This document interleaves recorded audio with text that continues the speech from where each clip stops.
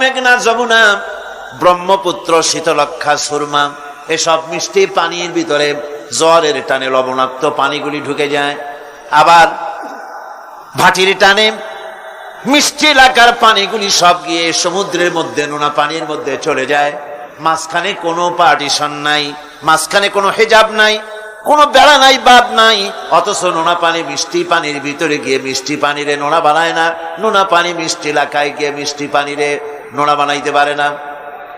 এই যে আল্লাহ পাকের হুকুম মেনে সব চলতেছে, জোয়ার ভাটাগুলি হতেছে, রাত আর দিন চলতেছে।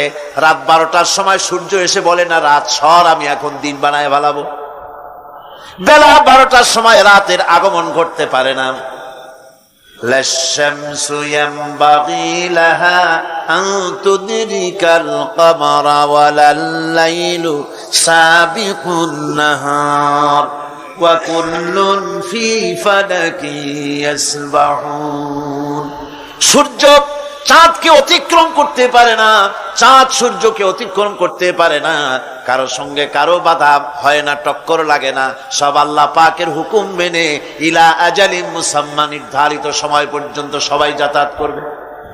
শুধু তাই নয়, আল্লাহ পাকের এক বিরাট সিস্টেম, এক বিরাট কুদরতের মাধ্যমে গোটা পৃথিবী চলছে। এর কোনো পরিবর্তন হবে না। নারকেল গাছে কোনোদিন বেল হবে না, বেল গাছে কোনোদিন তাল হবে না, কাঁঠাল গাছে কোনোদিন খেজুর হবে না, আবার খেজুর গাছে কোনোদিন লিচু হবে না। হবে নাকি?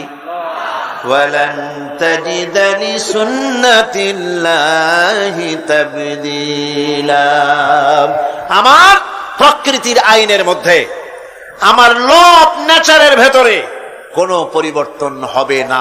সবগুলি আমার আইন মানতে হবে। এখন হতে পারে এমন যে ব্যক্তি আল্লাহরে মানে না, ব্যক্তি বোঝেন না নাকি বোঝেন না, একটা মানুষ আল্লাহরে মানে না, ও না মানতে পারে। যে জিহ্বাটে দিয়া বলে দেয়ার ইজ নো গড, স্রষ্টা বলতে কেউ নাই, যে জিহ্বাটে দিয়া বলে সে জিহ্বা হুকুম মানে কার? আল্লাহ পাকের হুকুম মানে। কিরকম? জিহ্বার উপরে যদি তিতা রাখা আপনি বলেন তিতা থুইছি, তাতে কি হয়েছে? খবরদার তিতার টেস্ট নিবি না, তিতা টক এই টেস্ট নিতে পারবি না। আপনার কথা জিহ্বা শুনবে? শুনবে না। ওর উপরে যে নির্দেশটা আছে সেই নির্দেশ অনুযায়ী সে কাজ করবে। টয়লেটে গিয়ে আপনি না কেড়ে কবেন যে খবরদার, আমি একটা বিরাট অফিসার, অনেক টাকা পয়সার মালিক, অথবা বিরাট একটা মন্ত্রী টন্ত্রী কিছু একটা, সবাই আমার হুকুম মানে, তোকেও মানতে হবে। খবরদার দুর্গন্ধ যেন নাকের মধ্যে না ঢোকে, নাক আমি চাবি ধরতে পারবো না। শুনবে না কে? শুনবে। নাক হোক, কান হোক, চোখ হোক, মুখ হোক, প্রত্যেকটা অঙ্গ প্রত্যঙ্গ, এগুলি সব হুকুম মানে কার? হতে পারে ব্যক্তি আল্লাহরে অস্বীকার করে বসলো, আল্লাহকে বললো যে আল্লাহ নাই, সব এমনি এমনি হয়। এর কপাল পড়ার লক্ষণ। কিসের লক্ষণ? কপাল পড়ার লক্ষণ। সব বোঝে।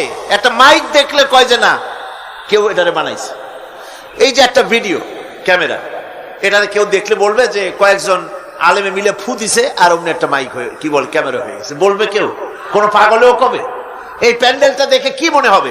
4-5 জন পিসা বাইসা কোচার কোণে দাঁড়াইয়া ফু দিছে, সাথে সাথে প্যান্ডেল হয়ে গেছে। এটা কথা হইল? একটা ছোট্ট টেবিল, একটা চায়ের কাপ দেখলে পরে মানুষ বলে নিশ্চয়ই এটা কেউ বানাইছে। আজীব! এত বড় বিশাল আকাশ, এত সুন্দর জমিন, এত সুন্দর দেহ, এই মানুষ, গাছপালা, তরুলতা, কীট পতঙ্গ, পাহাড়, নদ নদী, এ সব কিছু দেখে কেবলমাত্র কপাল পোড়াই বলতে পারে যে কেউ নাই, এমনি এমনি হয়েছে। সৃষ্টি যদি স্রষ্টাকে চিনতে চায়, মানুষ যদি আল্লাহ রাব্বুল আলামিনকে জানতে চায়, চিনতে চায়, তার পদ্ধতি হচ্ছে তার সৃষ্টিকে জানা। তার সৃষ্টির মাধ্যমে তাকে চেনা যাবে। আল্লাহ পাক বলেন, الذين يذكرون الله قياما وقعودا وعلى جنوبهم ويتفكرون في خلق السماوات والأرض ربنا ما خلقت هذا باطلا سبحانك فقنا عذاب النار الذين يذكرون الله قياما وقعودا وعلى جنوبهم যারা দাঁড়িয়ে বসে শুয়ে এক কথায় সর্বাবস্থায় যারা আল্লাহ পাককে স্মরণ করে, তার আকাশ এবং জমিন সৃষ্টির ব্যাপারে চিন্তা ভাবনা করে, রাত এবং দিনের পরিবর্তনের চিন্তা করে, তার সৃষ্টি নৈপুণ্যতা নিয়ে যারা গবেষণা করে, তারাই হচ্ছে আল্লাহ পাকের খাঁটি বান্দা। একজন সত্যানুসন্ধানী চোখের সামনে যখন নিখিল বিশ্বের অনুপরমাণু থেকে শুরু করে সূর্য, চন্দ্র, গ্রহ, নক্ষত্র, বিশাল আকাশ পর্যন্ত, গাছপালা, তরুলতা, সমুদ্র, মহাসমুদ্র, পশু পক্ষী ইত্যাদি যখন তার নজরে পড়ে, তখন একজন সত্যের অনুসারী ব্যক্তি, একজন সত্যের অনুসন্ধানী ব্যক্তি তার মুখ থেকে বেসাক্তা স্বতঃস্ফূর্ত ভাবে নিজের অজান্তে মুখ থেকে যে শব্দটা বেরোয়, সে শব্দটা হচ্ছে আলহামদুলিল্লাহি রাব্বিল আলামিন। সমস্ত প্রশংসা হচ্ছে ওই আল্লাহ পাকের, যিনি এগুলিকে সৃষ্টি করেছেন। আর তিনি কোনো কিছু কি বেকার সৃষ্টি করেন নাই, খামোখা সৃষ্টি করেন নাই। প্রত্যেকটির পেছনে রয়েছে বিরাট বিরাট উদ্দেশ্য।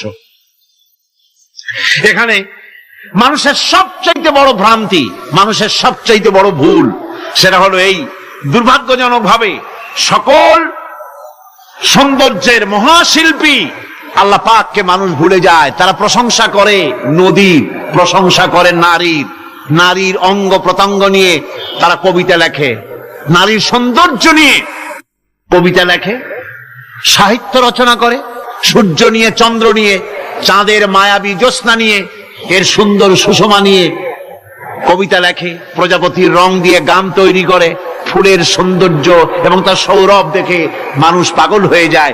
এগুলির পিছনে গান, সাহিত্য ইত্যাদি কবিতা রচনা করে। কিন্তু এই সৌন্দর্য যিনি সৃষ্টি করেছেন সে আল্লাহ পাককে বেমালুম ভুলে যায়।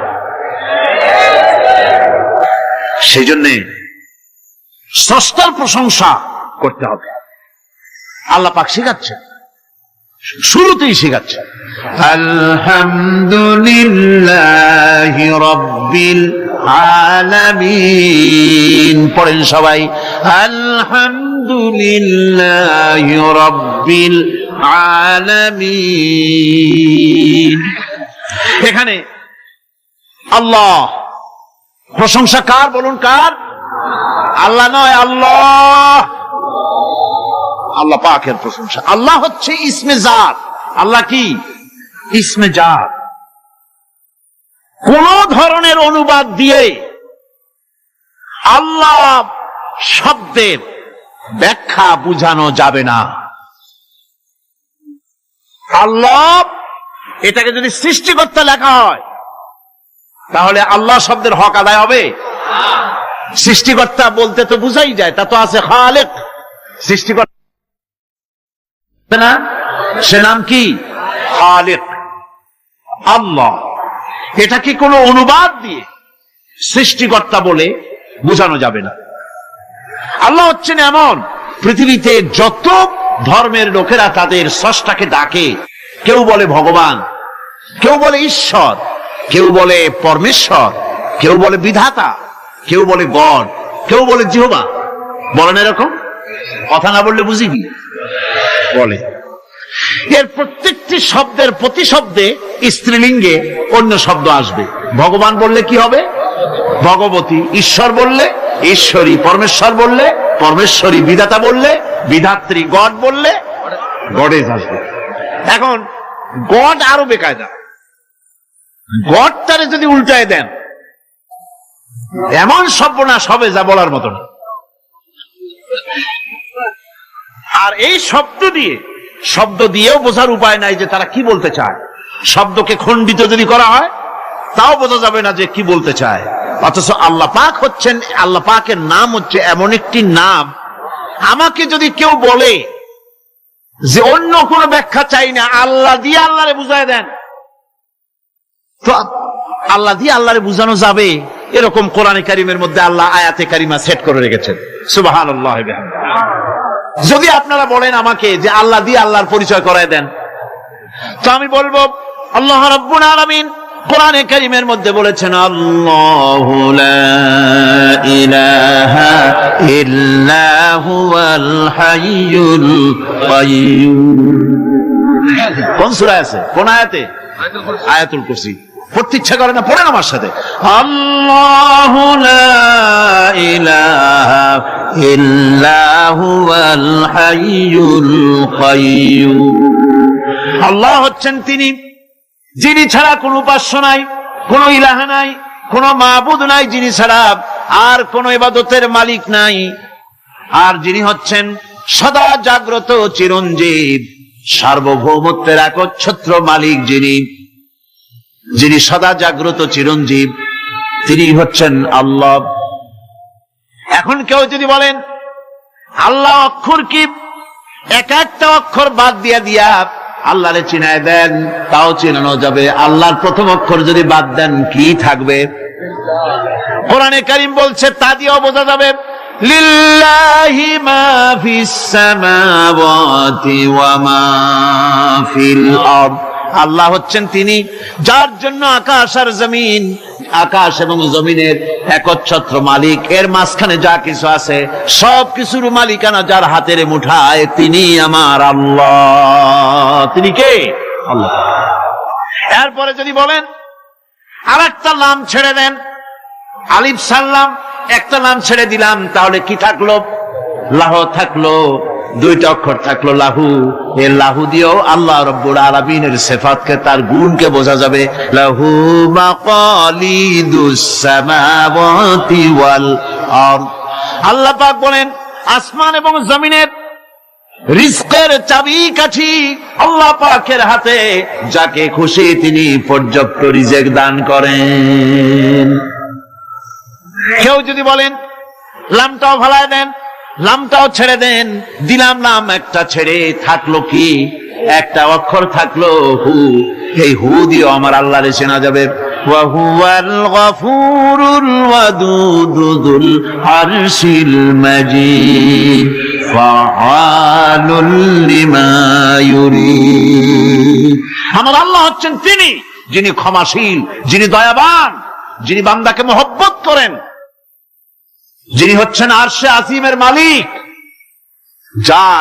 তিনি হচ্ছেন সেই মহান সত্তা যিনি যা খুশি তাই করতে পারেন।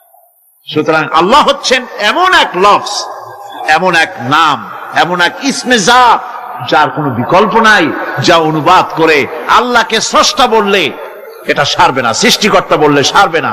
আল্লাহ পাকের নামের বিরাট বিশাল ব্যাপক অর্থ রয়েছে। সুতরাং আল্লাহকে আল্লাহই বলতে হবে। আল্লাহকে কি বলতে হবে? আল্লাহ আল্লাহ আল্লাহ। কত মজাই নামে, সুবহানাল্লাহ বিহামদিহি, কত মজাই নামে। দেখেন আল্লাহ রাব্বুল আলামিন এমন রব। বাংলাদেশের কুকুর আর আমেরিকা ইউরোপের প্রধান দেশের কুকুর একরকম নয়। আমাদের দেশের পশু ইউরোপ আমেরিকা শীত প্রধান দেশের পশু একরকম নয়।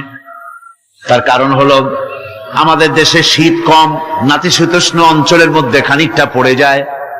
এখানে পশুদের গায়ে কম পশম থাকলে কোনো অসুবিধা নাই। ভেড়া, ঘোড়া, কুকুর, বন্য প্রাণীকে কেউ তো কম্বল দেয় না, ল্যাপ দেয় না, রাজাই দেয় না, খাতা দেয় না, চাদর দেয় না। আল্লাহ রাব্বুল আলামিন তিনি এমন রব, শীত প্রধান দেশের পশুদের গায়ে পশম দিয়া চিরস্থায়ী কম্বল জড়ায় দিয়েছেন। এটা হচ্ছে রব। প্রতিপালনের পদ্ধতি কি সুন্দর করে তিনি প্রতিপালন করছেন, কি সুন্দর করে তিনি পশু পক্ষীগুলিকে তাদের আহার জোগাড় করছেন, প্রতিপালন করছেন। তিনি রব, মানুষকে সৃষ্টি করেছেন, আমাদেরকে সৃষ্টি করেছেন, সব চাইছেন। সুবহানাল্লাহ ওয়া বিহামদিহি, সকল প্রয়োজন মিটিয়েছেন, একটা জিনিস বাদ রাখেন। আমাদের মুখে দাঁতের দরকার ছিল, মায়ের পেট থেকে দাঁত নিয়ে আসিনি। মায়ের পেট থেকে আসার পরে আমাদের খাবারের দরকার ছিল। লক্ষ্য করেন রব কারে বলে, লক্ষ্য করুন। মায়ের পেটের মধ্যে যখন ছিলাম ওখানে কোন রোগের জীবাণু ঢুকতে পারে নাই। ফি করারিম মাকিন, একটি সুরক্ষিত জায়গায় আল্লাহ রাব্বুল আলামিন বাচ্চাকে রেখেছেন, যেখানে কোনো সর্দি হবে না, জ্বর হবে না, সর্দি হবে না, ব্রঙ্কাইটিস হবে না, ডায়াবেটিস হবে না, প্রেসার হবে না। মায়ের পেটের মধ্যে বাচ্চাকে এমন জায়গায় আল্লাহ যত্ন করে রেখেছেন। এই বাচ্চা যখন মায়ের পেট থেকে বেরিয়ে এলো তখন তার পরিবেশ অত্যন্ত খারাপ। এখানে পলিউশন আছে, এখানে কার্বন ডাই অক্সাইড আছে, এখানে বিষাক্ত হাওয়া আছে, এখানে দূষিত আবহাওয়া রয়েছে। প্রতি মুহূর্তে রোগ তাকে হামলা চালাতেছে। এই রোগের থেকে সে বাচ্চা বাঁচবে কি করে? এজন্য রব্বুল আলামিন তিনি এমন রব, মায়ের বুকের মধ্যে যে খাবার তৈরি করলেন বাচ্চার, ওই খাবারের মধ্যে বাচ্চার ওষুধ আল্লাহ পাক বানায়া দিলেন। মায়ের বুকের দুধ শুধু দুধ নয়, এটা ওষুধ। সুবহানাল্লাহ। এটা খাদ্য, এটা ওষুধ, এটা ভিটামিন, এটা ক্যালসিয়াম, এটা কার্বোহাইড্রেট, যা দরকার বাচ্চার জন্য সব আল্লাহ মায়ের দুধের মধ্যে দিয়ে দিলেন। যতক্ষণ বাচ্চা পেটে ছিল দুধ ছিল ঘন, যখন বাচ্চা মায়ের পেট থেকে বেরিয়ে এলো দুধটা হয়ে গেল পাতলা। এই পাতলা দুধটা খাবে, ওষুধ আছে এর মধ্যে, ভিটামিন আছে, খাইতে যেন বিস্বাদ না হয় একটু মিষ্টি দিয়ে দিলেন আল্লাহ, যাতে বাচ্চা মুখ ফিরায় না নেয়, সেজন্য খাইতে চায়। তারপরে যখন বাচ্চার হাড্ডি খেতে হবে, মাছ খেতে হবে, গোশ খেতে হবে, দুধের আর দরকার নাই। তার শরীরের ভিতরে রেজিস্ট্যান্স, রোগ প্রতিরোধক শক্তি তৈরি হয়েছে। এখন আরো ভালো খাবার দরকার। আল্লাহ রাব্বুল আলামিন মায়ের দুধকে শুকায় দিলেন, চুষলু আর পাওয়া যাবে না, দুধ শুকায় গেছে। এখন বাইরের খাবার খেতে হবে। আসছিল যখন মুখে দাঁত ছিল না, বাইরে যখন এলো দাঁতের যখন দরকার হলো, কোন আল্লাহর বান্দা কি আল্লাহর কাছে দরখাস্ত করেছেন যে আল্লাহ আমার কয়েকখান দাঁত দাও, দাঁত ছাড়া আমি চাবাই কেমন? এই সবগুলি দাঁত কে সেট করে দিলেন? রব্বুল আলামিন দাঁতগুলিকে সেট করে দিলেন। মুখের মধ্যে দাঁত এসে গেল। আল্লাহ রব্বুল আলামিন শরীরটাকে সাজিয়ে গুছিয়ে, হিউম্যান বায়োলজি যাকে বলা হয়, এই শরীরকে যে সুন্দর করে আল্লাহ পাক তৈরি করলেন বলে শেষ করা যাবে না। কত সুন্দর করে আল্লাহ পাক বানিয়েছেন। আপনার মাথার ভিতরে সেল তৈরি করা হলো, ব্রেন তৈরি করা হলো। এই ব্রেনটা শুকনা জায়গায় রাখা হয় নাই। শুকনা জায়গার মধ্যে ব্রেনটা যদি থাকতো, নড়াচড়া করে আপনার ব্রেনের যে টেকনোলজি আল্লাহ পাক ইউজ করেছেন সেটা অসুবিধাগ্রস্ত হতো। এই জন্য ক্রিম যেভাবে পানির মধ্যে ভাসা থাকে, পানির মধ্যে ভাসমান ক্রিম মাখন যেভাবে রাখা হয়, সামান্য পানির মতো করে এর ভিতরে ব্রেনটাকে রাখা হয়েছে। এই ব্রেনের ভিতরে, ব্রেন হচ্ছে পৃথিবীতে কম্পিউটার, আজকের পৃথিবীর শ্রেষ্ঠ আবিষ্কার। কিন্তু মানুষের মাথায় যে কম্পিউটার আল্লাহ পাক দান করেছেন, এই কম্পিউটারের সামনে দুনিয়ার কম্পিউটার এতিম। এবার লন্ডন গিয়েছিলাম, প্রত্যেক বছর 1.5 মাস 2 মাস সময় পাই, কিন্তু আপনারা দোয়া করেছেন এখন পার্লামেন্টে সময় দিতে হয় বেশি। বিদেশের সফর কমে গিয়েছে। 10 দিনের জন্য গিয়েছিলাম। ওরা আমাকে একটা ডায়েরি দিল। সেই ডায়েরিটার ভিতরে, ডিজিটাল ডায়েরি, এই ডায়েরির মধ্যে তারা বলল যে এরকম, এই যে কাগজটা আপনারা দেখতে পাচ্ছেন, এই রকমের কাগজের 10 লক্ষ পাতা লিখতে যত কাগজ লাগে, এরকমের 10 লক্ষ পাতার লেখা ছোট্ট এই ডায়েরিটার মধ্যে ঢুকাই দেওয়া যায়। 10,000 টেলিফোন নাম্বারের মেমোরিতে তুলে দেওয়া যায়। এটা হচ্ছে লেটেস্ট আবিষ্কার। কিন্তু আল্লাহ পাক মানুষের যে ব্রেনটা তৈরি করলেন, পৃথিবীতে যা আছে এ সব কিছু একটা মানুষের ব্রেনের মধ্যে, সমস্ত তত্ত্ব, সমস্ত ফ্যাক্টস মানুষের মেমোরির ভিতরে ঢুকাবার পরেও আরো লক্ষ লক্ষ জায়গা বাকি থেকে যাবে, শূন্য থেকে যাবে, যা পূরণ হওয়ার নয়। এত বিশাল মেমোরি আল্লাহ পাক তার মানুষের মাথার মধ্যে তৈরি করে দিয়েছেন। সুবহানাল্লাহ বিহামদি। দেখুন অবস্থাটা কি।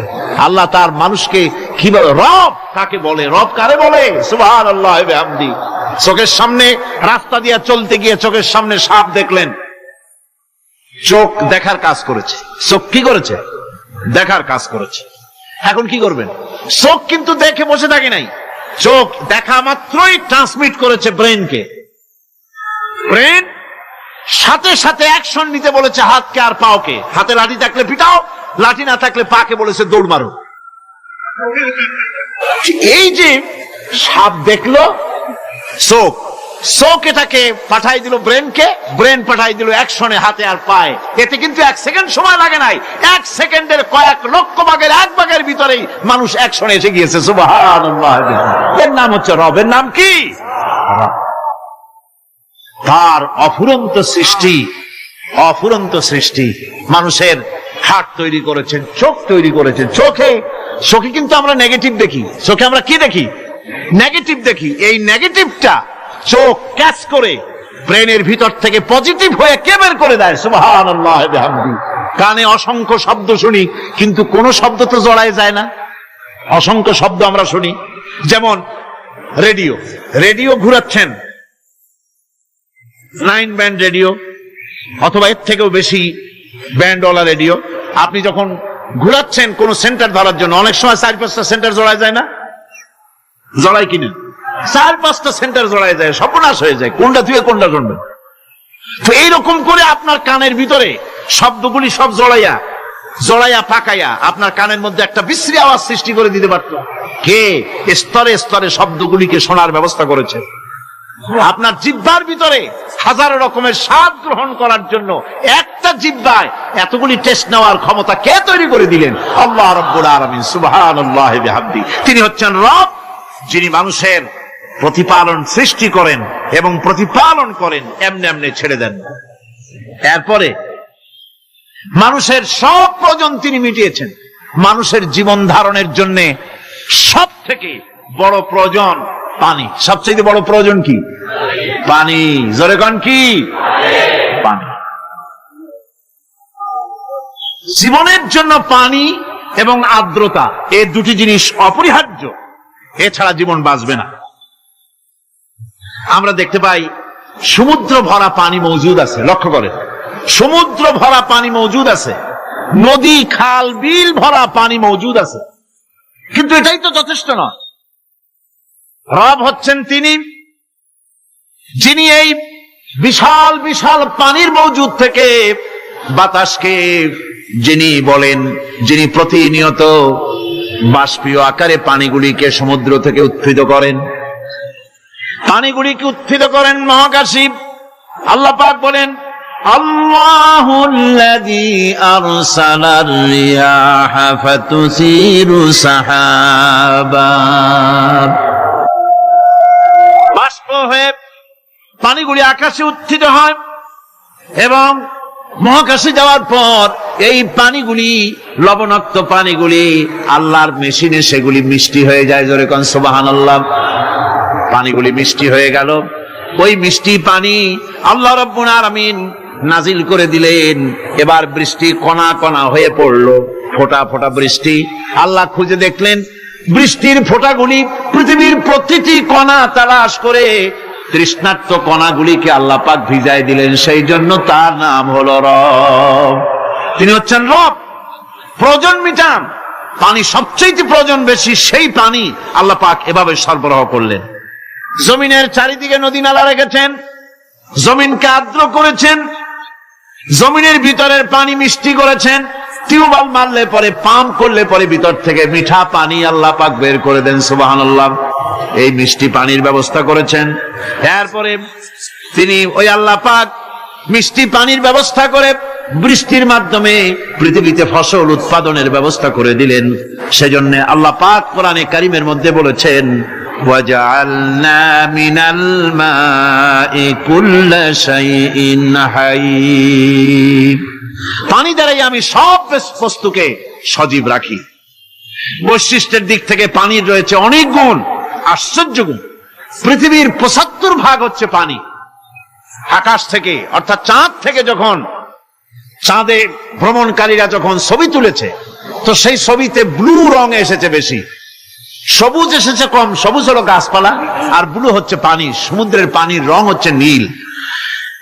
মানুষের শরীরের ভিতরে 60% পানি, গাছের মধ্যে রয়েছে পানি। পানি ছাড়া পৃথিবীর বাঁচার কোনো পথ নাই। আবার দেখেন, প্রচন্ড শীতের কারণে, ঠান্ডার কারণে যেসব এলাকায়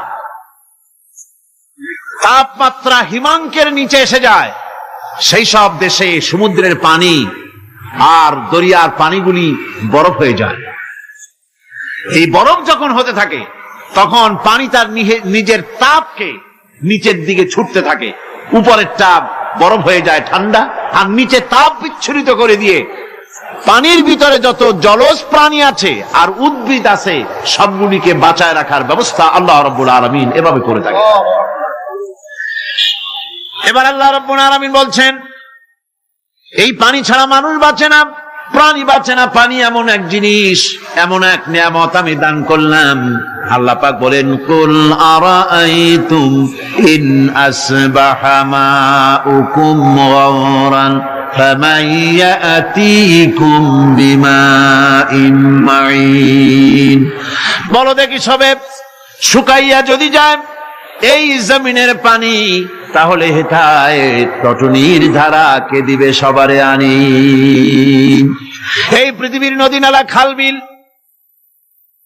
জমিনের আভ্যন্তরীণ দিকে পানিগুলি যদি আমি আল্লাহ রাব্বুল আলামিন শুকায় দেই, তাহলে আমি আল্লাহ ছাড়া এমন কে আছে যে নতুন করে আবার পানির আমদানি করে দিতে পারে? আছে কেউ? আজ পানির শূন্যতা আমাদের দেশে দেখা যাচ্ছে। পানি আস্তে আস্তে কমে যাচ্ছে, আস্তে আস্তে পানি শেষ হয়ে যাচ্ছে। কি কারণে শেষ হচ্ছে এবং কি হলে পানি পাওয়া যাবে পরে বলা যাবে ইনশাআল্লাহ।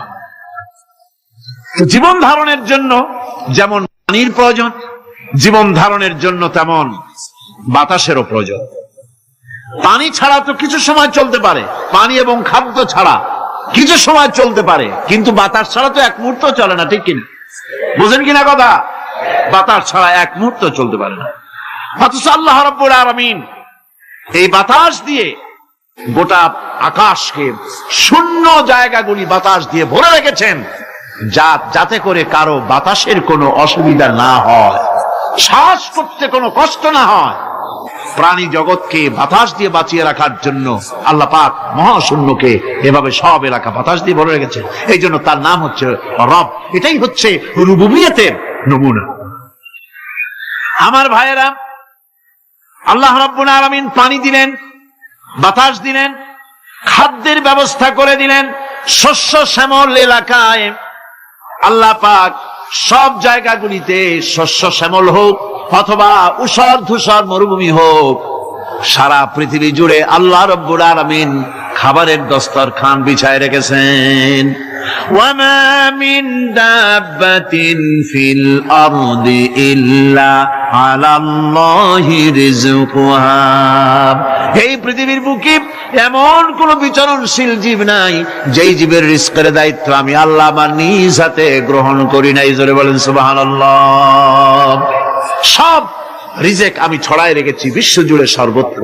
আল্লাহ পাক বলছেন, فَلْيَنْظُرِ الْإِنسَانُ إِلَى طَعَامِهِ أَنَّا صَبَبْنَا الْمَاءَ صَبًّا ثُمَّ شَقَقْنَا الْأَرْضَ شَقًّا فَأَنبَتْنَا فِيهَا حَبًّا। আল্লাহ পাক বলছেন, মানুষের উচিত নিজ খাদ্যাদির দিকে লক্ষ্য করা, নিজের খাদ্যের দিকে লক্ষ্য করা। যেহেতু এই খাদ্য প্রতিদিন তার সামনে আসে, এদিকে তার লক্ষ্য করা উচিত। আমি প্রথমে জমিনের উপরে পানি বর্ষণ করি, পরে জমিনকে দীর্ণ বিদীর্ণ করি, এরপরে জমিনের ভিতরে উর্বরা শক্তি আমি দান করি। কে বলতেছেন কথা? আল্লাহ পাক বলছেন। এরপরে আমি নানান জাতের ফসল ফলন তোমাদের জন্য আমি দান করে দেই। খাদ্যের দিকে নজর করতেই জন্য আল্লাহ পাক বলেছেন, মানুষ চতুর্দিক থেকে তো চোখ ফিরাতে পারে, মুখ ফিরাতে পারে, কিন্তু খাদ্যের দিকে তার নজর করতেই হয়। সকালে, দুপুরে, বিকালে, রাত্রে সব সময় তার সামনে খাবার আছে। আল্লাহ পাক বলেন, খাবারের দিকে একটু নজর করো, কেমন ভাবে কি সুন্দর করে খাবারগুলি তৈরি করে দিয়েছি, শুরু কিভাবে হলো, পরিপক্ক কিভাবে হলো, সেদিকে তোমরা লক্ষ্য করো।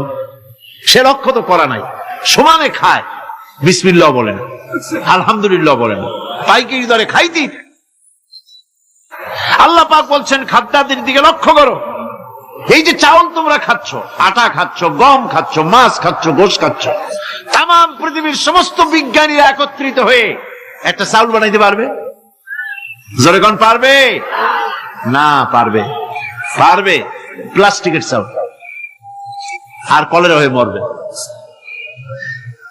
পৃথিবীর সমস্ত বিজ্ঞানীরা একত্রে চাউল বানাতে পারবে না, একটা ডিম বানাতে পারবে না। পারবে একটা ডিম বানাতে?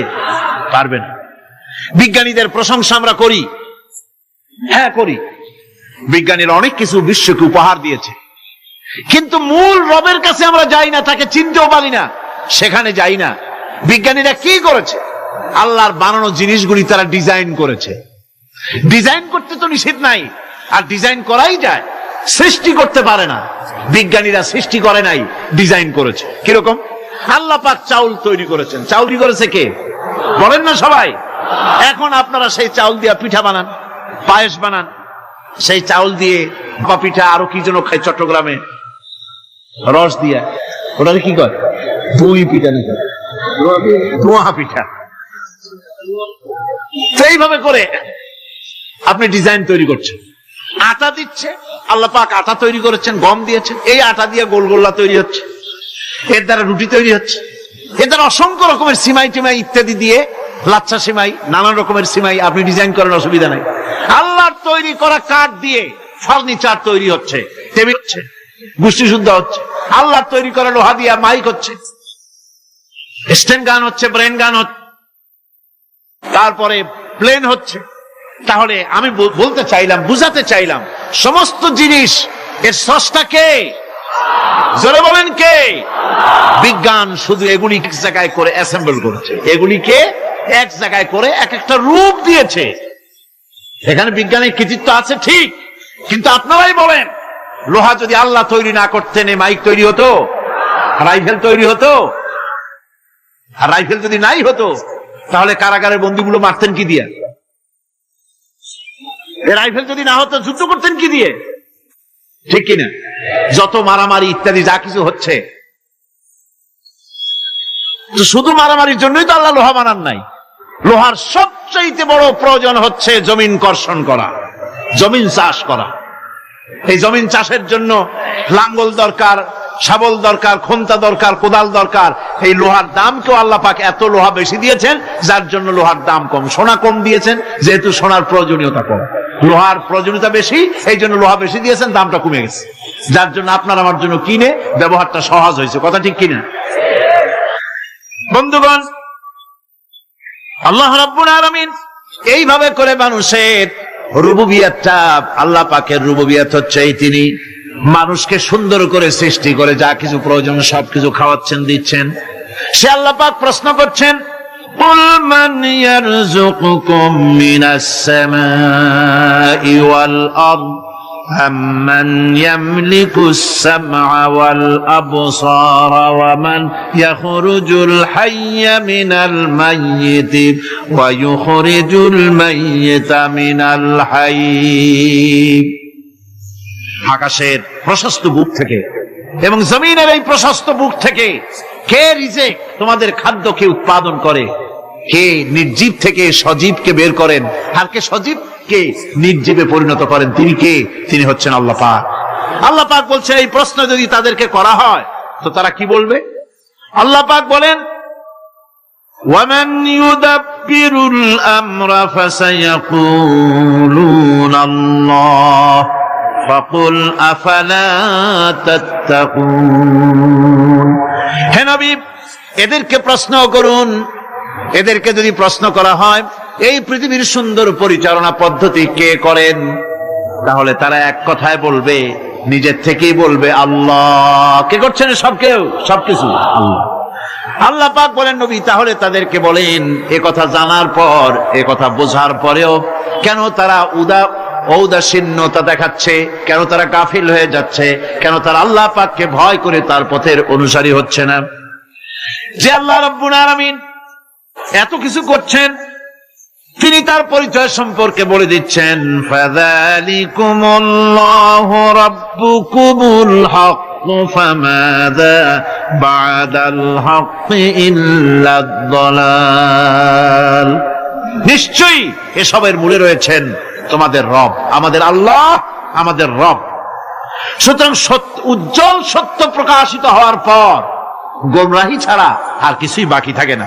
সুতরাং যারা সত্যের পথের অনুসরণ করতে চায় রবকে চিনতে হবে, আল্লাহ পাককে জানতে হবে এবং তাকে অনুসরণ করতে হবে, তাকে রব হিসাবে চিনতে হবে।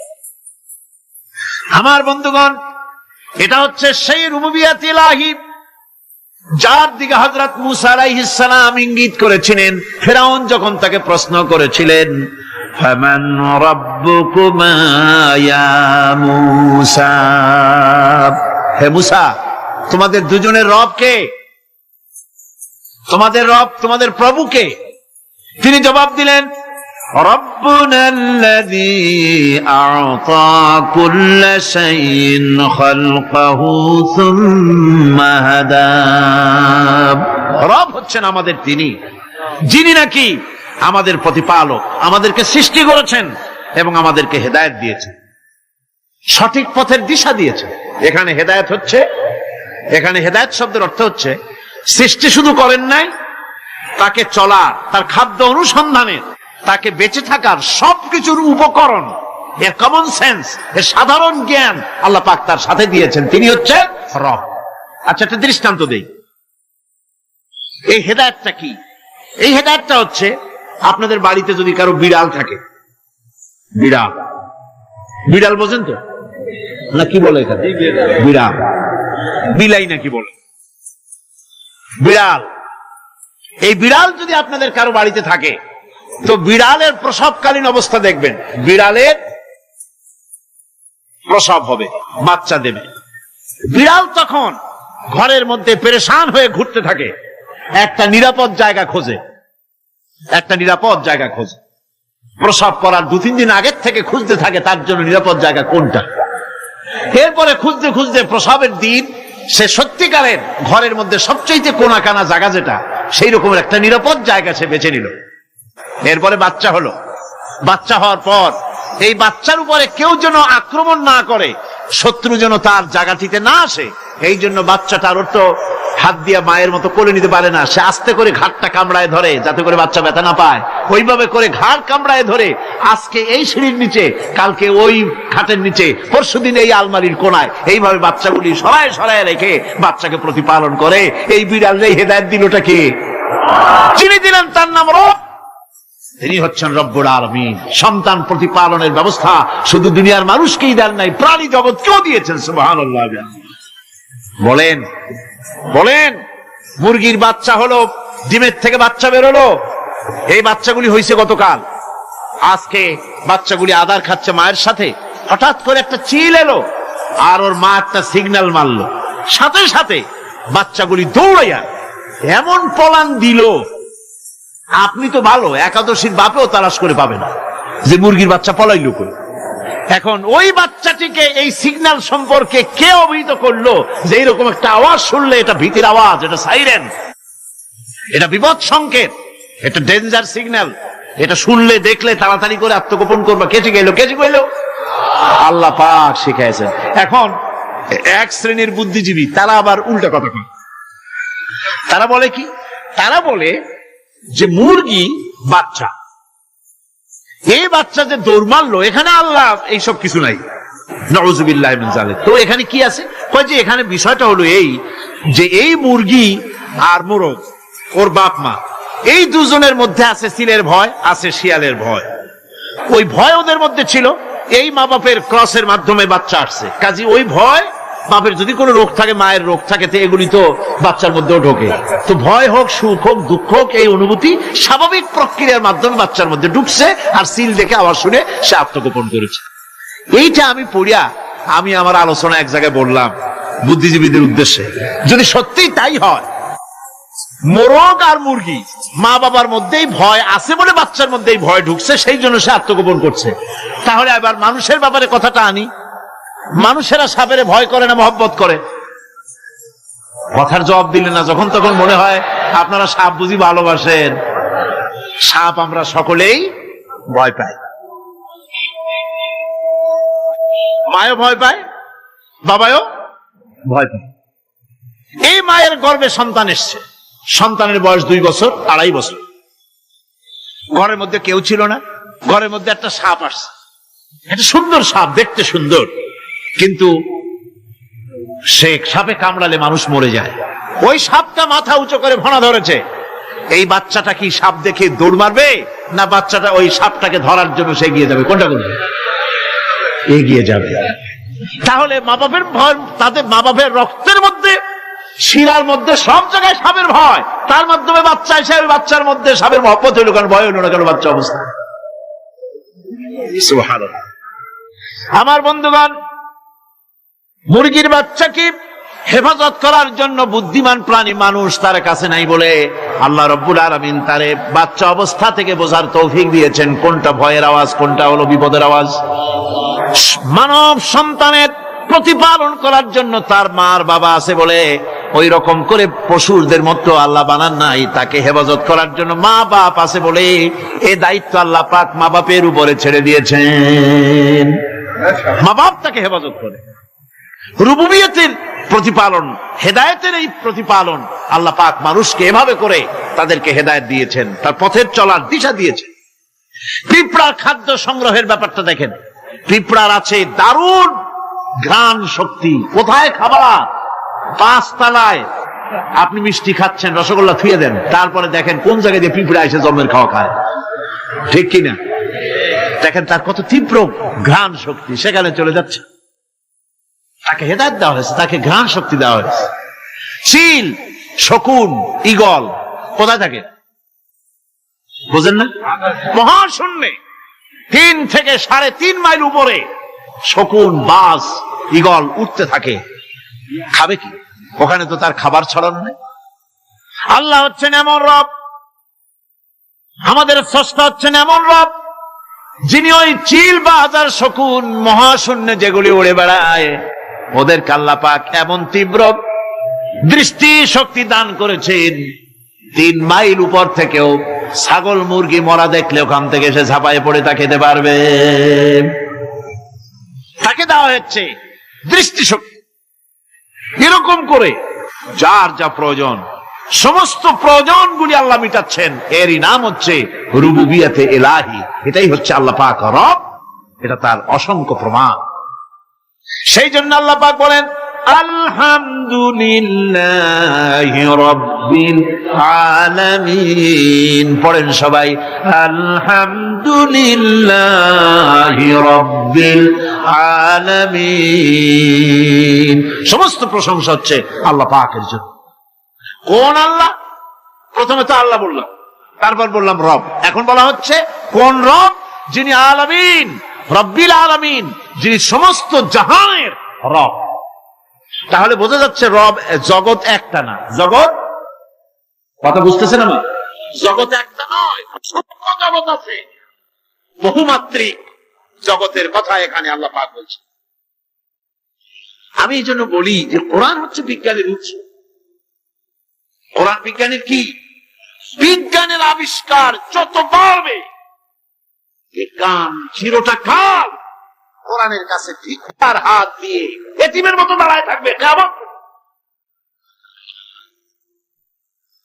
আজ পৃথিবীর বিজ্ঞানীরা বলছে জগৎ, আমরা মনে করছি পৃথিবীটাকে, আমাদের কাছে তো জগৎ 2টা। কয়টা জগৎ?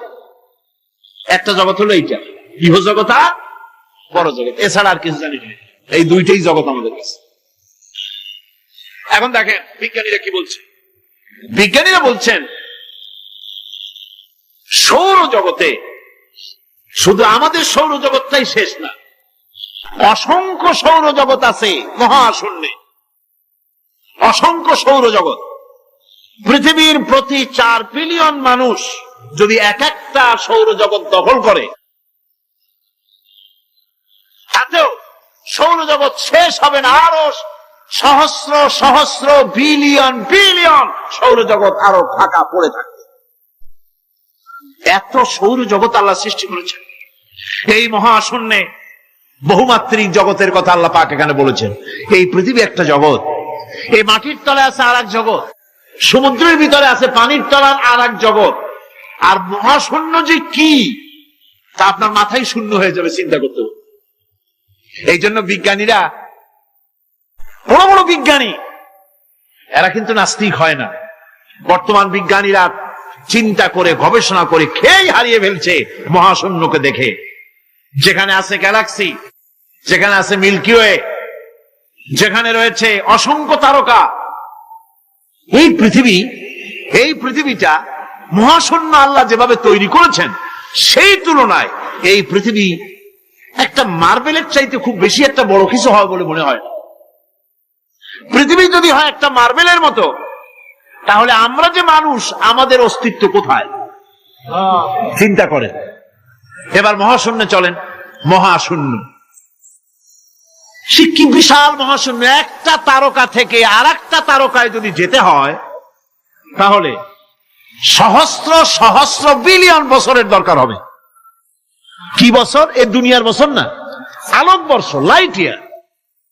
আলো চলে প্রতি সেকেন্ডে কত? 1,86,000 মাইল।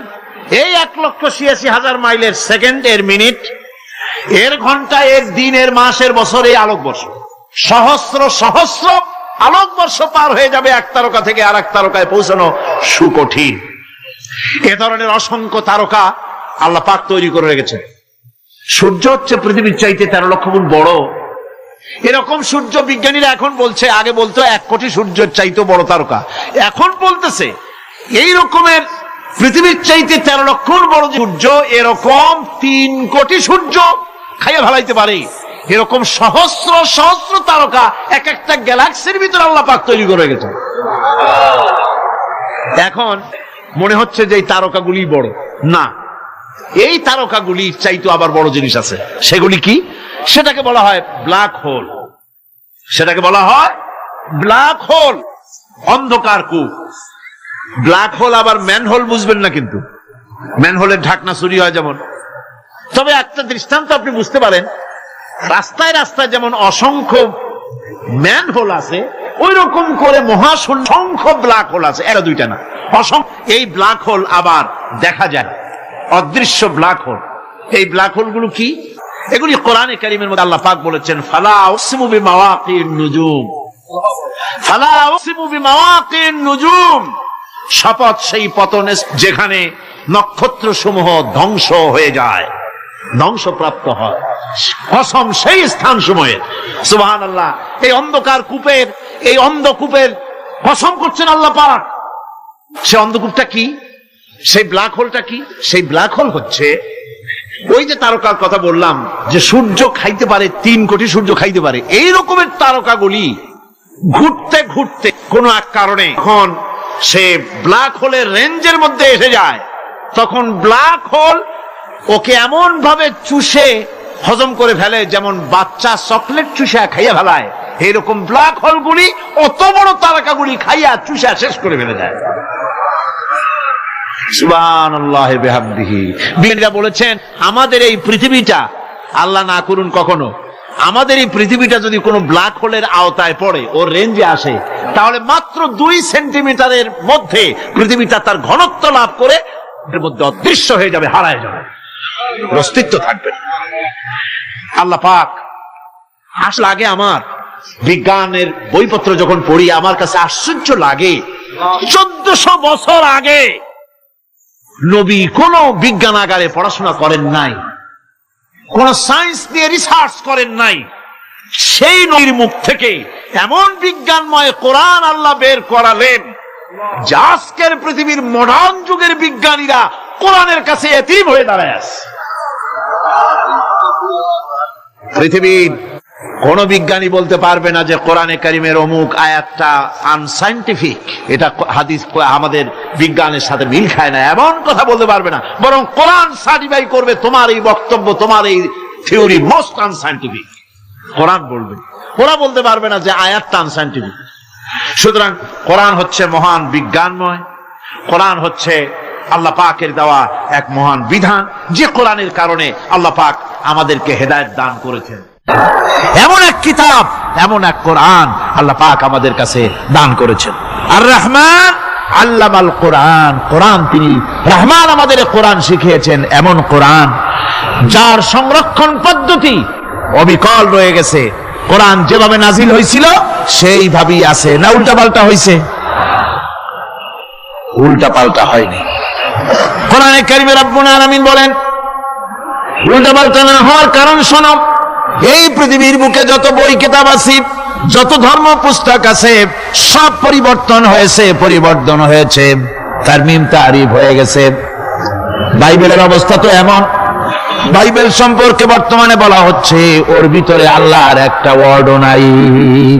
বর্তমান বাইবেলে আল্লাহর একটা বর্ণ নাই। এত উলট পালট সর্বনাশ হয়ে গিয়েছে। এখন তারা মুসলমানদেরকে গ্রহণযোগ্য করাবার জন্য দেখুন, ষড়যন্ত্র একরকম না, হাজারো রকমের ষড়যন্ত্র। তারা তাদের বাইবেলের মধ্যে এখন লিখতেছে আয়াত নম্বর এত, আগে লিখত পদাবলী, এত নম্বর পদ, এত নম্বর পদাবলী, এভাবে লিখত। এখন লিখতেছে আয়াত নম্বর অত, আগে লিখত সদা প্রভু, এখন লেখে আল্লাহ তাআলা খোদাবন্দ। আখিরাত, রিসালাত, নবুয়ত, এইসব কথাগুলি, ইসলামের মূল পরিভাষাগুলি তারা গ্রহণ করে মুসলমানদেরকে বিভ্রান্ত করার চেষ্টা করে। আমার বন্ধুগণ, সব ধর্মীয় পুস্তকগুলি যেখানে তারমিম তারিফ হয়ে গেল, কোরআনের কোনো পরিবর্তন আজও। কোরআন নাযিল হচ্ছে, রাসূল করিম বুখারী শরীফে এসেছে, প্রতি রমজান মোবারকে হযরতে জিবরাইল আসতেন, হুজুরকে বলতেন হুজুর আপনি তেলাওয়াত করেন, আমি শুনি, যতটুক নাযিল হয়েছে পড়েন। হুজুর পড়তেন, জিবরাইল শুনতেন, আবার জিবরাইল পড়তেন, হুজুর শুনতেন। এমনি করে করে যে বছর হুজুর ইন্তেকাল করবেন, হুজুরের জীবনের শেষ রমজান মোবারকে কোরআন নাযিল পরিপূর্ণ হয়ে গেছে। হযরত জিবরাইল বলেন হুজুর কোরআন তো নাযিল তামাম হয়ে গিয়েছে, এবার আপনি পুরা কোরআন পড়ে আমারে শোনান।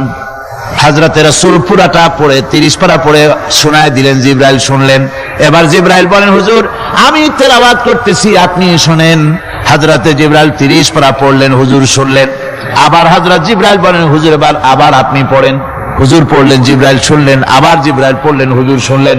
তার মানে হলো হুজুর যে বছর ইন্তেকাল করলেন ওই বছরের রমজান মোবারকে হযরত জিবরাইল 2 বার পড়েছেন, হুজুর শুনেছেন, আর হুজুর 2 বার পড়েছেন, জিবরাইল শুনেছেন, যাতে করে একটা জের জবর, একটা আয়াত, একটা সেমিকোলন যেন বাদ না পড়ে যায়। কোরআনে কারীম মুখস্থ করার জন্য আল্লাহ রাব্বুল আলামিন এটাকে স্থায়ী করার জন্য বাধ্যতামূলক করেছেন, নামাজের ভিতরে তেলাওয়াত করতে হবে। মানুষ নামাজের মধ্যে তেলাওয়াত করে সওয়াবের জন্য, সকালে পড়ে, বিকালে পড়ে, অর্থ সহকারে বুঝে পড়ে, রাত্রে পড়ে, দিনে পড়ে। পৃথিবীতে এমন একটা মুহূর্ত নাই যখন কোরআনে কারীম তেলাওয়াত হয় না। জোরে কোন সুবহানাল্লাহ। মানুষ এটাকে তেলাওয়াত করতেছে, মুখস্থ করতেছে। এই কোরআন শরীফের ভিতরে রয়েছে সবকিছু। এর মধ্যে রয়েছে ইতিহাস, এর মধ্যে আছে বিজ্ঞান, এর ভিতরে রয়েছে দর্শন, ভূতত্ত্ব, উদ্ভিদতত্ত্ব, নৃতত্ত্ব, খতত্ত্ব, জ্যোতির্বিজ্ঞান। এর ভিতরে রয়েছে মানুষের পারিবারিক নীতি, সামাজিক নীতি, চুক্তি নীতি, বন্ধু নীতি, যুদ্ধ নীতি, মানুষের যা প্রয়োজন সবকিছু এই কোরআনে কারীমের মধ্যে আল্লাহ পাক সন্নিবেশিত করে দিয়েছেন। জোরে কোন সুবহানাল্লাহ ওয়া বিহামদিহি। আমার ভাইয়েরা, কোরআন এর পরিচয়ের কথা বলতেছিলাম। আল্লাহ পাক কি কোরআন আমাদের শিখালেন, কোন কোরআন আমাদের শিখিয়েছেন, সেই কোরআনের পরিচিতি আপনাদের সামনে আমি তুলে ধরতেছি। আমি নিজে না, এবার কোরআন তার পরিচয় নিজেই দেবে। কেউ যদি কোরআনের কাছে জিজ্ঞাসা করে কোরআন তুমি কোথা থেকে নাজিল হয়েছ, কে তোমাকে নাজিল করেছে, এই প্রশ্ন যদি কেউ কোরআনের কাছে করে, কোরআন নিজেই তার জবাব দিতে পারে কিনা? কোরআন নিজেই বলে তানজিলাম মিম্মান খালাকাল আরদা ওয়াস সামাওয়াতিল উলা। এই কোরআন নাজিল করেছেন তিনি, যিনি ওই সুউচ্চ আকাশ আর জমিনকে যিনি সৃষ্টি করেছেন, সেই আল্লাহ আমারে নাজিল করেছেন। কোরআনের কাছে কেউ যদি প্রশ্ন করে ও কোরআন এই পৃথিবীতে নাজিল হওয়ার আগে তুমি কোথায় ছিলে, কেউ যদি প্রশ্ন করে, কোরআনে কারীম নিজে নিজের পরিচয় শোনায়, আমি কোথায় ছিলাম শোনো। বাল হুয়া কুরআনুম মাজিদুন ফি লাউহিম মাহফুজ। বরং এই কিতাব অতীব মর্যাদা সম্পন্ন, সুরক্ষিত ফলকে লিপিবদ্ধ ছিল, আমি ছিলাম লৌহে মাহফুজে, সেখান থেকে এসেছি। যদি কেউ প্রশ্ন করে কোরআন কি, কোরআন তুমি কার উপরে অবতীর্ণ হয়েছ, জবাব কোরআন নিজেই দেয়, ওয়া আমিনু বিমা নুজিলা আলা মুহাম্মাদ ওয়া হুয়াল হাক্কু মির রাব্বিহিম। ঈমান আনো সেই জিনিসের উপরে যেটা মুহাম্মদ সাল্লাল্লাহু আলাইহি ওয়াসাল্লামের উপর অবতীর্ণ হয়েছে। আবার অন্য আয়াতেও জবাব পাওয়া যায়, তাবারাকাল্লাযী নাযালাল ফুরকানা আলা আবদিহি লিয়াকুনা লিল আলামিনা নাযীরা। অতীব বরকতপূর্ণ মহান সত্তা সেই আল্লাহ রাব্বুল আলামিন, যিনি তার বান্দার পরে ফুরকান অবতীর্ণ করেছেন। সুবহানাল্লাহি ওয়া বিহামদিহি। কোরআনের নাম আমি বলেছিলাম শুধু কোরআন নয়, অনেক নাম আছে। কোরআনের আরেক নাম ফুরকান। কোরআনের আরেক নাম কি? আল ফারকু বাইনাল হক্কি ওয়াল বাতিল। কোরআন হচ্ছে সেই মহাসত্য যা মিথ্যা এবং সত্যের মধ্যে পার্থক্য সূচিত করে, মঙ্গল এবং অমঙ্গলের মধ্যে পার্থক্য সৃষ্টি করে, যা সত্য এবং মিথ্যার মধ্যে তাফরিকা সৃষ্টি করে, সত্যকে মানুষকে বুঝিয়ে দেয়। তার নাম হচ্ছে ফুরকান। এবার যদি প্রশ্ন করা হয়, ও কোরআন, বুঝলাম তুমি লৌহে মাহফুজে ছিলে, বুঝলাম তুমি নবীজির উপরে নাজিল হয়েছো, এবার বলো তুমি কোন মাসে নাজিল হয়েছো? তুমি তো আসছিলা প্রথম কোন মাসে নাজিল হয়েছো? এ প্রশ্ন যদি কেউ করে, কোরআন তার জবাবে বলবে, শাহরু রমাদানাল্লাযী উনজিলা ফীহিল কুরআন।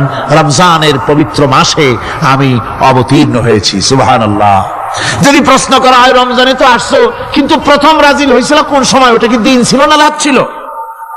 কোরআন তার জবাবে বলে, ইন্না আনজালনাহু ফি লাইলাতিল কদর। কদরের পবিত্র রাতে আমি এই পৃথিবীতে আমার আগমন ঘটেছিল। যদি প্রশ্ন করা হয়, বুঝলাম সবই, কেন নাজিল হয়েছে তুমি? এই পৃথিবীর তোমার আসার উদ্দেশ্য কি?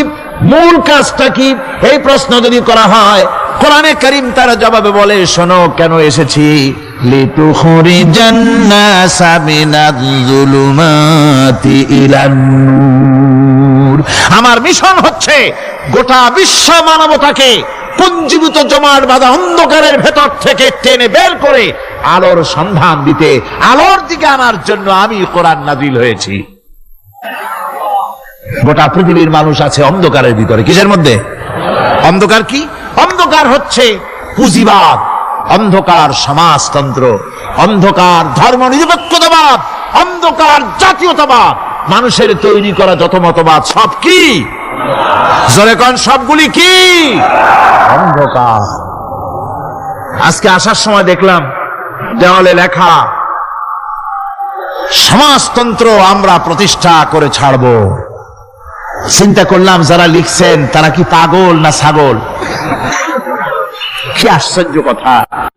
যেই মতবাদ পৃথিবীর মাটি থেকে যে করেছে, অথবা সেই দেশের লোকেরা তাদের দেশ থেকে বিদায় করে দিল, তাদের কাছ থেকে হাতি বিদায় করে দিল, ছিন্ন ভিন্ন করে জুতার তলে শেষ করে দিল।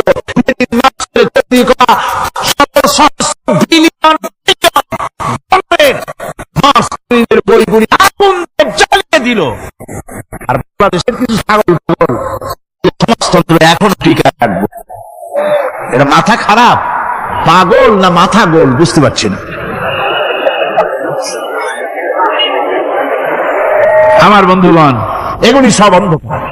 এই অন্ধকারের ভেতর থেকে মানুষগুলিকে টেনে আনবে কোরআন কিসের দিকে? আলোর দিকে। এবার যদি প্রশ্ন করা হয়, বুঝলাম তুমি অন্ধকার থেকে আলোর দিকে নিয়ে আসবে, আলোর দিকে আসলে পরে ফায়দাটা কি হবে? মূল ফায়দাটা বুঝায় দাও, আসল ফায়দা কি হবে তোমারে যদি মানি? কোরআন তার জবাব দেয়, নিজের পরিচয় নিজে তুলে ধরে, ফামান তাবিআ হুদায়া ফালা খাউফুন আলাইহিম ওয়ালা হুম ইয়াহজানুন। এই কোরআনকে যদি মেনে চলো, এই কোরআনের আইন যদি মানো, সমাজে মানো, ব্যক্তিতে মানো, পরিবারে মানে, রাষ্ট্রে মানো, জীবনের সব ক্ষেত্রে সমস্ত জায়গায় যদি এই কোরআনকে মেনে চলো, ওয়ালা খাউফুন আলাইহিম, তাহলে তোমাদের কোনো ভয় থাকবে না, ওয়ালা হুম ইয়াহজানুন, কোনো চিন্তাও থাকবে না। কিসের ভয় থাকবে না? কোরআনের আইন মেনে যদি চলো সমাজে ও রাষ্ট্রে, চুরির ভয়, ডাকাতির ভয়, জেনার ভয়, হত্যার ভয়, সন্ত্রাসের ভয়, কোনো ভয় থাকবে না। ওয়ালা হুম ইয়াহজানুন, চিন্তাও থাকবে না। খাওয়া পড়া, শিক্ষা, চিকিৎসা, বাসস্থান, এগুলির কোনো চিন্তা থাকবে না। কোরআনের সমাজে সব কিছুর গ্যারান্টি দেওয়া হবে, সবগুলি পেয়ে যাবে। এখন যদি আবার প্রশ্ন করা হয় কোরআন বুঝলাম তোমারে মানলে পরে সব ফায়দা হবে, তাহলে এবার জবাব দাও তোমার ভিতরে কি রাজনীতি আছে নাকি? আমি তো মানুষ, আমার রাজনীতি করা লাগে। Man is social animal. আমরা তো জঙ্গলের পশু নই, আমরা তো মানুষ। আমাদের সমাজ আছে, আমাদের পৌর নির্বাচন আছে, আমাদের জাতীয় নির্বাচন আছে, আমাদের কলকারখানা আছে, জমিন আছে, আমাদের রাজনীতি, অর্থনীতি, সমাজনীতি আছে, পারিবারিক নীতি আছে, অনেক নিয়ম মালা আছে, নিয়ম নীতি আছে। তোমারে মানলে তোমার ভিতরে কি ওগুলো আছে নাকি সে কথা বলো। কোরআন তার জবাবে বলে وَنَزَّلْنَا عَلَيْكَ الْكِتَابَ تِبْيَانًا لِكُلِّ شَيْءٍ وَهُدًى وَرَحْمَةً وَبُشْرَى لِلْمُسْلِمِينَ। কোরআন জবাবে বলে শুনে রাখো, শুধু অর্থনীতি সমাজনীতি নয়, শুধু রাজনীতি আর শিক্ষানীতি যুদ্ধনীতি নয়, তোমার জীবনে যা কিছু দরকার, ইহকালে যা কিছু দরকার, পরকালে সব কথাগুলি আল্লাহ রব্বুল আলামিন আমি কোরআনের সিনার ভিতরে খুলে খুলে বর্ণনা করে দিয়েছেন। সব কথা এ কোরআনে কারীমের ভিতরে রয়েছে। তোমার এমন কোন জিনিস নাই যা তুমি কোরআনে কারীমের মধ্যে পাবে না। তোমার সমস্ত প্রয়োজন আমার বুকের মধ্যে আল্লাহ দিয়ে দিয়েছেন। বিজ্ঞান আছে, দর্শন আছে, ইতিহাস আছে, সব আছে এর মধ্যে। তবে কোরআনের মধ্যে বিজ্ঞান আছে বলে আমি এটাকে বিজ্ঞানের কিতাব বলবো না, দর্শন আছে বলে দর্শনের কিতাব আমি বলবো না, রাজনীতি আছে বলে কোরআনকে আমি রাজনীতির কোন কিতাব বলবো না। কোরআন তাহলে কি? কোরআন হচ্ছে অর্থনীতি, সমাজনীতি, রাজনীতি, পারিবারিক নীতি, মানুষের জীবনের যা কিছু প্রয়োজন, সমস্ত নীতিমালার নীতি গ্রন্থের নাম হতেছে কোরআনে কারীম। সমস্ত নীতিমালার নীতি গ্রন্থ কোরআন। এখানে রয়েছে সব কিছুর উৎস, যেটা গ্রহণ করলে পরে মানুষ আরামে থাকতে পারবে। অমুসলিম নাগরিক বৃন্দ তাদের নাগরিক মর্যাদা পাবে। মুসলমান, কৃষক, নারী, চিকিৎসা, কৃষিবিদ, সাধারণ মানুষ, রং, বর্ণ, ভাষা নির্বিশেষে গোটা মানব সভ্যতা আরামে বাস করতে পারবে। পশু পাখিও আরামে থাকবে, গাছপালাও আরামে থাকবে, যেহেতু নির্দেশ হয়েছে বিনা প্রয়োজনে গাছের পাতাটিও ছিঁড়ো না। ربنا ظلمنا أنفسنا وإن لم تغفر لنا وترحمنا لنكونن من الخاسرين ربنا لا تزغ قلوبنا بعد إذ هديتنا وهب لنا من لدنك رحمة إنك أنت الوهاب। أي الله تعالى হাজার হাজার মুসলমান নরনারী ঠান্ডাকে উপেক্ষা করে তোমার দ্বীনের কথা শোনার জন্য, কোরআনে কারীমের কথা শোনার জন্য এই মাঠে এসে হাজির হয়েছে। আল্লাহ তুমি দয়া করে মেহেরবানি করে আলোচনার সওয়াবটুকু হুজুরে পুর নূর সাল্লাল্লাহু আলাইহি সাল্লামের রূহ মুবারকে পৌঁছে দাও। রব্বুল আলামিন আমাদের মধ্য থেকে যাদের মা বাপ দুনিয়া থেকে জনমের মতো বিদায় হয়ে গেছে, আল্লাহ কবরে যদি আযাব থাকে দয়া করে আযাব মাফ করে দাও। আল্লাহ আমাদের মা বাপের উপরে তোমার রহমত নাজিল করো। রব্বিরহামহুমা কামা রাব্বায়ানি সগীরা, রব্বিরহামহুমা কামা রাব্বায়ানি সগীরা। হে আল্লাহ রাব্বুল আলামিন, এই মাহফিলে যত লোক আছি আমরা, কার কোন ব্যাধি আছে, রোগ আছে, আমরা তুমি ভালো করে জানো। আমাদের প্রত্যেকের ব্যাধিকে তুমি শিফায়ে আজলা দান করে দাও। اللهم حبب إلينا الإيمان وزينه في قلوبنا وكره إلينا الكفر والفسوق والعصيان واجعلنا من الراشدين ربنا تقبل منا إنك أنت السميع العليم وتب علينا إنك أنت التواب الرحيم سبحان ربك رب العزة عما يصفون وسلام على المرسلين الحمد لله رب العالمين واجعل آخر كلمة عند الموت لا إله إلا الله محمد رسول